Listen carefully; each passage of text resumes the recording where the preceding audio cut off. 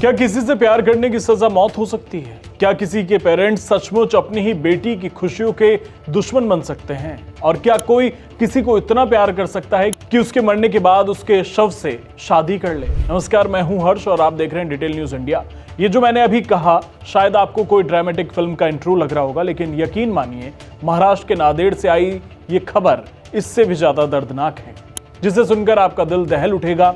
एक बेटी के लिए उसके अपने ही लोग विलेन बन गए। उसने अपना प्यार खो दिया, लेकिन फिर उसने ऐसा कुछ किया कि सब दंग रह गए।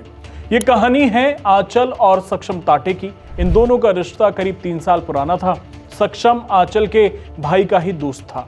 सक्षम का घर पर आना जाना लगा रहता था और इसी बीच दोनों एक दूसरे के करीब आए। प्यार तो हो गया, लेकिन मुश्किल तब शुरू हुई जब आंचल के भाई को इस रिश्ते के बारे में पता चला। उसने तुरंत विरोध कर दिया और वजह थी जाति। सक्षम दूसरी जाति से था। भाई और पिता को ये बात बिल्कुल मंजूर नहीं थी। उनके लिए ये आन बान शान की बात हो गई थी। आंचल के भाई और पिता ने मिलकर सक्षम को रास्ते से हटाने का फैसला कर लिया। उन्होंने पहले सक्षम को पकड़ा और बेरहमी से मारा पीटा, लेकिन उनका गुस्सा इतने पर भी शांत नहीं हुआ। उन्होंने सक्षम के सिर में गोली मार दी और हद तो तब हुई जब गोली मारने के बाद भी उनका जी नहीं भरा। उन्होंने उसके सिर को पत्थर से बुरी तरह कुचल दिया। उन्हें एक पल के लिए भी अपनी बेटी का, उसके प्यार का ख्याल नहीं आया। इस खौफनाक और बर्बर वारदात को ऑनर किलिंग कहते हैं, जिसने पूरे नांदेड़ को हिला दिया।